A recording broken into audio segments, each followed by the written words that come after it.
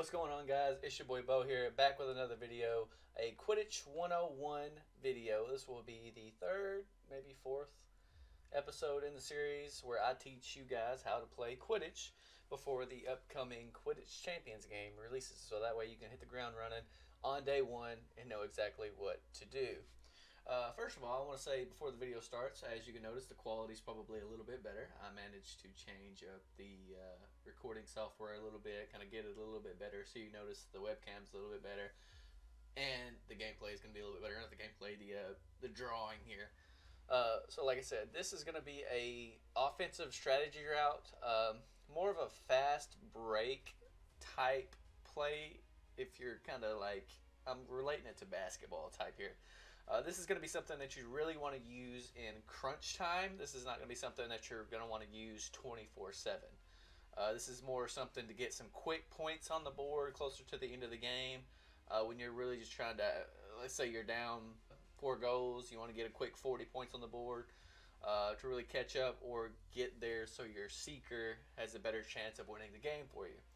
So this is going to be one of those type plays, something that's real quick, straight to the point, where everybody on the team is all together. You know, they're in unison trying to win the game for you.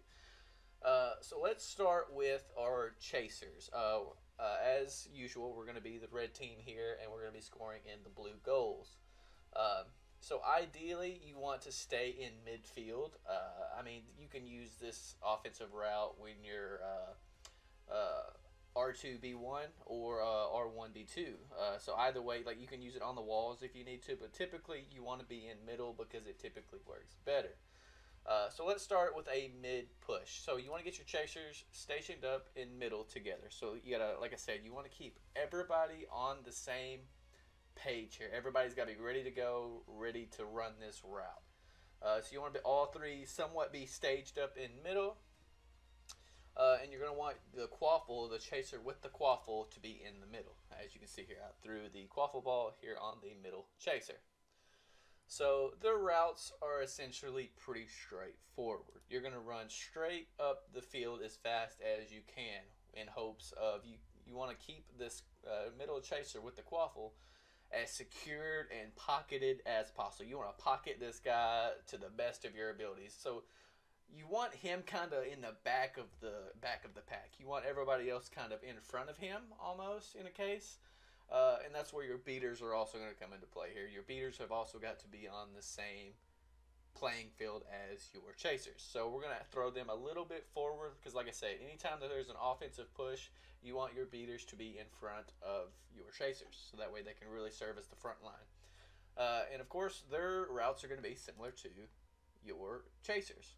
You want them to be slightly in front of your chasers at all times with your main quaffle in the very back. So essentially you have this huge wall of defense in front of your chaser with the quaffle. So that way it's really hard for the other team to break into that formation. And from there, I mean, once you get downfield, like down closer to, here, let me use an actual mouse. Once you get down closer to the end of the field, whichever chasers are still standing that haven't been hit with a bludger or haven't, you know, that are still there looking for a pass, you can either score. The main chaser here can score with the quaffle, or he can pass it to one of his teammates. That'll be either here on the left or here on the right, or B1, B2, if you want to use those terminologies. So he'll be open for a pass. Also, like I said before, you can use this route on high or low if you want to. So let's go ahead and look at a way from there, like that perspective, to really kind of see what's going on. There's a little bit of a formation change when you're doing that type, which, depending on who's your strongest chaser on the team, if you're really playing at a pro or higher ranked level with a team, you're really going to know who your strong chaser is that's going to be able to pull this type of move off. So chasers, when you're playing high or low, so when you're playing R2B1 or R1B2, these are going to be your formation. You're going to have, we're going to play low, so we're going to play R1B2 for this case here. So they're playing a little bit lower, and your quaffle is going to want to be in the chaser's hands as closest to the wall. I know we've said before that you don't want the quaffle ball in this type of situation. Like, you don't want the ball ever against the wall. But with this type of formation and the way we're going to run this route, this is ideally the best situation that's going to give you the best possible outcome and the best chances of scoring a goal. So you want the quaffle in the chaser that's closest to the wall. And then from there, your beaters are going to be in the same exact formation as before. The ball, only thing difference here is that the quaffle is in a different chaser's hand. So your beaters are going to be out a little bit farther than what your chasers are. And from there, it's literally the exact same route. So your chasers are going to go straight up the field with your quaffle. The guy that has the quaffle, the chaser that has the quaffle, is going to be a little bit behind everybody else. It's the exact same formation as before, and the beater route is going to be the exact same formation as before. But with this way, the advantage to doing it this way, one, your chaser is a little bit more protected. Now, if somebody happens to break this line, if a beater or a opposing chaser breaks this line, it's going to be really hard to get that goal in. But from here, if you do happen to make it downfield, you have a really, really, really good chance, I should say, of scoring the quaffle here and getting a nice quick 10 points up on the board for your team. Or if you get downfield, this is also a really good position to pass the ball to your teammate that may be open because they're already closer to the ring than you will be. You could do a quick pass across field to more like center, or maybe this chaser here.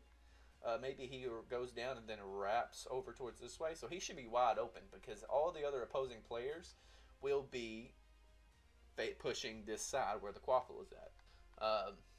But yeah, guys, like I said, this is just a really quick offensive, fast break type situation for getting a few quick points on the board. The next video will really discuss defense as far as like the main type of defense that you're really going to see, especially in those lower tier, lower rank type Quidditch matches. Where not really everybody's up to speed, everybody's just kind of running around having fun. So that's going to be like your main type of defense. We're going to go over that in the next video. As always, guys, this has been your boy Bo, and I'll see you on the Quidditch pitch.